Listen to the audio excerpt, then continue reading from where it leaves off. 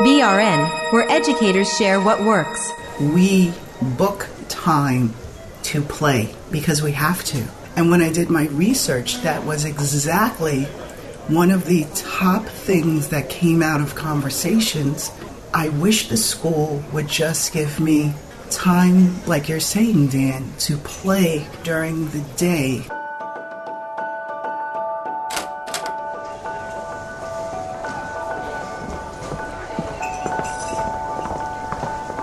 Good morning, everyone. Good morning. Hi, Dan. So glad to see everybody here. Good to see you again, too. So, this week, I've really been thinking through something that is kind of overwhelming at times. And that's just simply the number of AI tools available. Every single time I'm on Instagram, I see another new tool. Somebody saying how amazing it is and what it can do. I'm just like, okay, but how do you have so much time if you are actually in the trenches doing school and using AI tools? How do you have the time to explore all of the new tools that are coming out, learning what all they can do and how it can be helpful? I find it overwhelming. It's funny that you say that because as a staff developer, sometimes I wonder if I'm truly relevant because I definitely don't have all the answers. So the way I find time is belonging to different PLNs. Like I was at a couple of meetings recently, and in my district we were talking about using Magic School. And another group said, I actually like school AI better, and this is why. And so I brought that back to the team because we're getting ready to do a seminar, a conference. And I said, a group of people that I really respect and admire said they like school AI better, but this is why, and they gave all the reasons. And so I asked my team, and my team said, kind of looks the same, and this is what I'm thinking, and I'm more comfortable with this one. And so I had to say, well, if we're doing a conference and you're more comfortable with this, and the conference is next week, then that's what we're using, and we're going to explain to people that there are so many out there. This is what we know right now. But yeah, that's sometimes I have to reach out to other people to learn about tools. I don't always have the time. It makes me think of people, and there, maybe some of you are like this, that are really good at Excel. And I'm not going to lie, there's times when I hear people say that, and I'm so mad at them because I'm awful at it.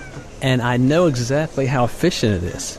And I think, God, I need to spend an hour, 5 hours, 10 hours to learn it because I'm sure it will save me time in the long run. But when I hear that, I cringe because I think I don't feel like putting in that 5 or 10 hours right now. Let me just use, Microsoft Word, make my chart, do my own computations or whatever. But then I see them plug in the numbers, plug in this. I think, wow, that is nice.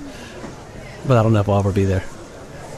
And I think I should do it, but I haven't done it yet. And I think it's making that leap to putting in that extra time to sharpen your saw, basically, so that you can get better. But who has time to sharpen saws right now? Well, and I'm thinking, too, if you have systems that work for you, so if you'd rather use Microsoft Word, what would it take to propel you to say, you know what, I'm going to sit down and learn this? It would take having time to learn it. So often we have presentations, we have professional development, then we go back to school the very next day, and we really haven't had time to tinker with it. We haven't had time to practice with it. Or we're after school or a meeting or something like that, we might hear about it. Or I read an article. Yeah. And I'm thinking, yeah, that'd be nice, but, when I go home, I have these things to do. I want to rest. I want to get ready for the day, spend time with my family. I think it comes down to time. And I know it does save us time, but I think it's making that jump from saying, you know what, let me pick a time to learn this because I know in the long run it's going to help me, but I don't. Well, and I also think, too, you have teachers who are truly overwhelmed by the amount of work that they currently have to do, that even if you told them, if you learn this, it will save you time. Like, I don't have time to learn it. I don't care really how much time it saves me. I have papers to grade, parents to call. I have seating charts that need to be reworked because what I currently have isn't working. Adding something new isn't necessarily the priority because we're drowning in what we have. And finding the time when you're preached at about self-care, don't work outside of your contracted hours. If I can't work outside of my contracted hours, how on earth am I learning new things? Because of my role, we book time to play because we have to. So yesterday we had what's called ISPD, Instructional Service Professional Development. And we're learning to put together asynchronous courses. So we're all at different levels of, that is our goal, to put out an asynchronous course, each person to put one out. So yesterday, one of our own experts was training us and walked us through, but gave us the time to play. So in my profession, it's so important. We have to play because we have to help others. And when I did my research, that was exactly one of the top things that came out of conversations. I wish the school would just give me time. Time, like you're saying, Dan, to play with things, to prioritize that technology, AI is important, but could you give me time during the day to play, even if that's superintendent conference day and everything isn't so scripted, but it's kind of free form, and I'm able to just play and talk with my colleagues. I was just thinking, again, it's about the what's in it for me factor. So my job, again, I'm given lots of time to play and experiment, and this is why I'm having time to find out about these things. And I do lots of, through my AI Cafe for Instructors, I do a lot of one-to-one meetings and chat with the instructors. And I ask them to take me kind of either through their journey for planning or through the student journey for what they're doing. And if I can identify a tool that would immediately help them in one of those areas, I will then show them that tool. And if they can see immediately it has the what's in it for me factor, it can save me time or it can improve what I'm doing, then I find they're picking up on it. But that's because it's a targeted one-to-one conversation where I can identify, based on their needs, how I can help them with this tool. But again, similar to Julie's, my job involves spending time doing this. So because I have been given the time, I'm able to support the instructors in saving them time in identifying exactly what might help them. I guess I'm also a little nerdy or geeky. Like my fun thing on the weekend, like I just bought a brand new monitor, so I couldn't wait to set it up. and part of setting up the monitor is now opening different things and playing with them, and so I guess I just have that propensity to enjoy on the weekend. Some of that time is when I am playing around. But like Dan was saying, that's not what everybody likes to do, wants to do, should be doing. That for me is kind of my downtime to play around. And like Caroline, we do that so that we can help others. But it has to be built into our day. We have to have time to learn, to play, to fail, to try. I don't know how we're going to reorganize schools. I know we're talking about the Blue Ribbon Commission and looking at a portrait of a graduate and looking at different ways students can succeed in graduation. Well, that really is going to also require different ways that educators are going to learn, whether they're teacher candidates or already in school, and administrators as well. Our education system needs to change, and we can't just think about how we're changing it for students. We have to think about how we're changing it for those who are providing the instruction as well. I think the biggest thing I see is that so often when we're presented with new skills or new tools or techniques, it's either during a PLC, and oftentimes PLCs might be during your planning time during the day.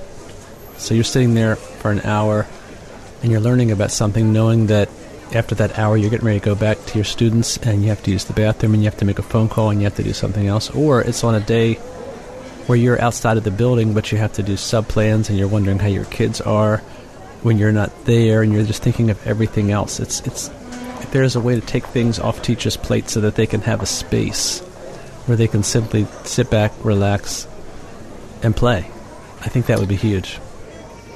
Well, it's because of you all that I really started playing with AI. I mean, I knew I had to because of my role, but actually, when I first started connecting with you all, I was in a different role. But I mean, I'm always a staff developer or trainer.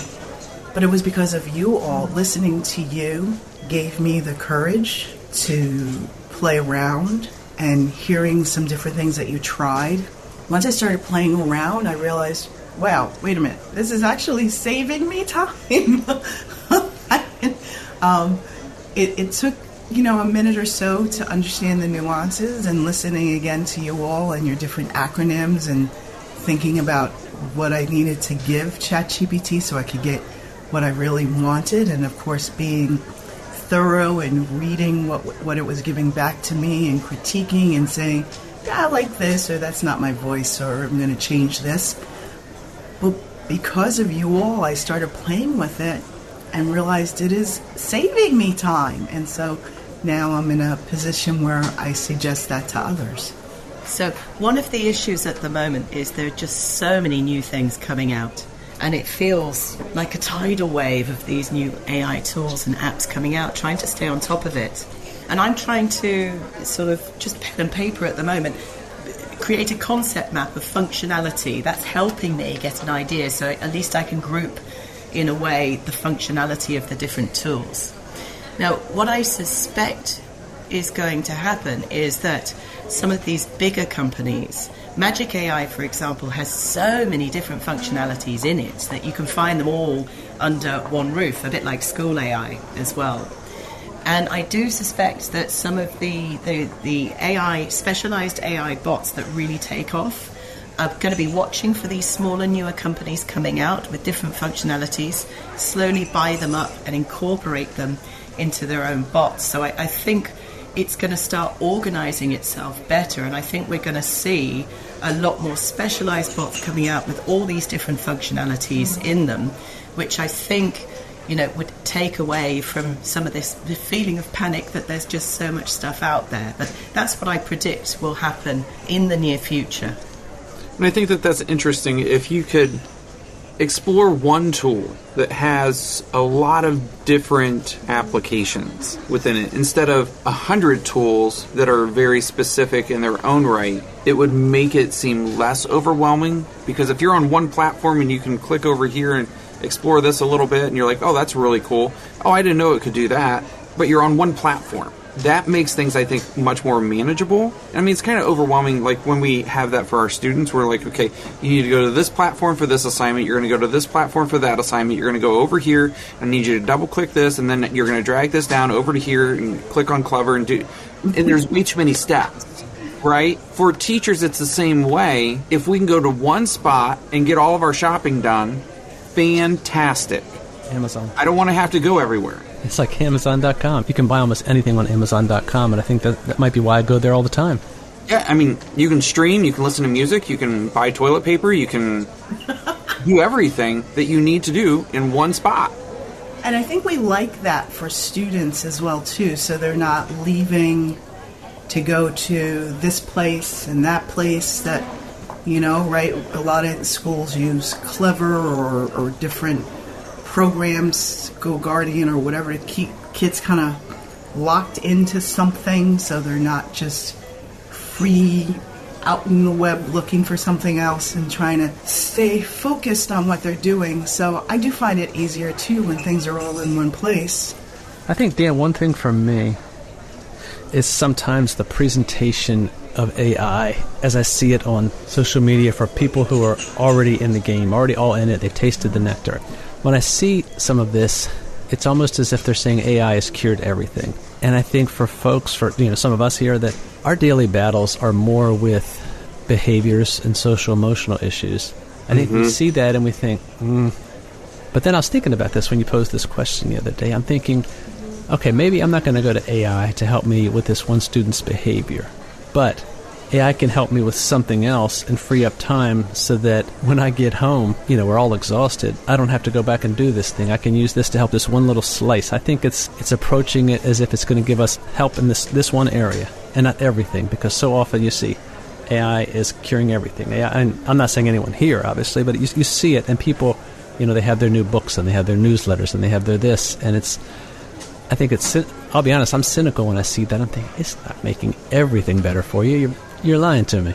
No, because you've got 5 kids with behavior issues, or you've got this going on. It's not helping you with that necessarily. But if they were to say, you know what, here's where it can save you time. Here's this little slice where I can help you out. I'd be like, okay, I can buy that. And because I deal with same issues of, behavior, how do I meet everybody's needs, trying to meet the social emotional aspect of the classroom, and feeling like, I'm equipped to do that when I know that I'm not at times, because our day is a struggle. And sometimes I wish I could just talk to somebody about it and say, help, please help. I don't know what to do, what's going to work with this particular student. To be able to go to I don't want to say it's unbiased, but it's as unbiased as we can get source to ask for help. And that's, going to ChatGPT and saying, look, I have tried this, and this. This is what I'm dealing with, without obviously giving names and, addresses, but like saying, this is what I'm dealing with, and I need help. Give me 5 suggestions of things I can try. And then it gives you those 5 suggestions. You're like, I've tried all of that. Yeah, because when I see that, I've done it a couple of times, and I feel like, and this is, again, the cynic in me, okay, they're giving me 5 things I already know. Tell me something I don't know. I know this. It's like, where the kids are acting up, let's try restorative circles. Let's try calling their parents. Let's try this. Okay, I know that. Have you built relationships? I'm like, okay, thanks a lot, AI. Delete. Right. But then asking it, okay, what are some uncommon approaches that have success? Right. Because those are all common things. And if we're just asking for common things, we're not asking the right questions. Or we're not phrasing what it is we're actually in need of correctly. But I think viewing AI as a think partner might maybe help get people to explore it a little bit more. But again, it's finding the time and finding the reason to actually use it. I was thinking about your video. You've got a video on Flip Learning done that you shared with me recently. And this morning, I did decide to take the time to play around with a new tool with that video that one of my students showed me yesterday. Oh, no. And so there's something called YouLearn. And in YouLearn, you can upload the URL to a YouTube video, for example. It will give you a summary of it. It will give you an overview. It will give you suggested questions. You can have a conversation with the video. You can have flashcards related to the video. So, Dan, I didn't just watch your video. Through the help of AI, I discussed what you were talking about in the video with you as such. So again, fascinating. First time I tried it, I love this idea. So it really made me, a video is one way, and this tool made it interactive. I was more interested in engaging because I could ask my questions directly to you via the video. So that really hit a what's in it for me factor, I think, and I like this idea. I immediately found it useful. So what tool is that? It's called YouLearn. YOU, I guess it's a YouTube one. YOU Learn, LEARN. Is it like a .ai, .com, .net? I can't remember. Let me see. .co. YouLearn.ai. So I don't even need to watch Dan's video. Okay, so tell me more. Yeah, I missed that one. I'm actually going to write that down now. See? That's what I mean. So I'm just looking at YouLearn, the front page, and it calls it an AI tutor made for you. Learn from an AI tutor that understands your PDFs, your videos, and your slides. So again, it's a way of interacting with content, so it's not just coming at you, you're interacting with it. I really like this idea. And maybe it goes back to, there has to be a different mindset in education. There has to be time to play. Just thinking about your question earlier, Dan, how am I learning? Yeah, it is part of it is I chose a job like this because I enjoy playing around. So Caroline, you're right. There is some intrinsic for me. I get really excited when I see someone surpass me, teach me something when I started working with them. That's wonderful because as I get closer to the end of a career, I'm hoping I can ignite passion in another educator as they start their career and work with students. I can't keep up with everything. I just can't. And I'm a little tired to do that. So I have to reach out to different PLNs. I have to subscribe to different listservs. And then even this conversation just now, I learned another tool that I want to go play with. But the only way we're going to make that, I think, is we just have to change the structure of education.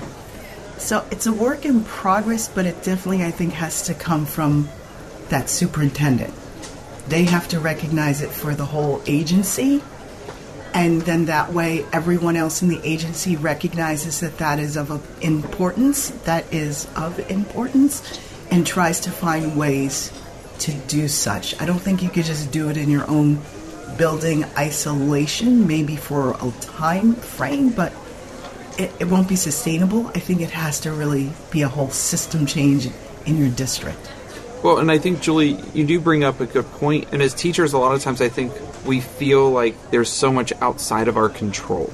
But is that because we're not talking? Are we afraid to talk? Are we afraid to share what our needs are? And to be able to go to an administrator, even if it's within your building, let alone, the superintendent, to be able to say, is there any way we could do this so that we just have time? And I'll tell you, there's nothing better than when we have a teacher work day and our administration says, guys, I just want you to go work in your rooms. That is like, the greatest thing ever. But it happens rarely. But to have that voice and say, please, can we just have a day? Just being able to advocate for yourself, for your team, for your building, whatever it may be. And I don't know what that advocation process is for, all of our listeners or for any of you, but it could look very different. But I think that if it's a priority, if you view it as a priority, then that needs to be a conversation that happens. And maybe something we've talked about here today is like a window, a key, and we just need to open the door, see if it works. But I have thoroughly appreciated the conversation because even though I don't feel like I have a lot of time, I'm going to try to restructure some time. So who's getting the check on this one? I'll do it. All right, Caroline. Add this to your AI that keeps track of it. I will. I have. It's already in there. All right. Thanks for tuning in. If you're a principal, superintendent, technologist, or CTO looking for creative ways to kickstart conversations about generative AI with your team, head over to Hacking GenAI in Education to access a growing library of stimulating conversation starters. Just click the link in the show notes or go to hackinggenai.org to start relevant conversations that will engage your entire team and take your AI discussions to the next level. Till next time, keep the conversation going.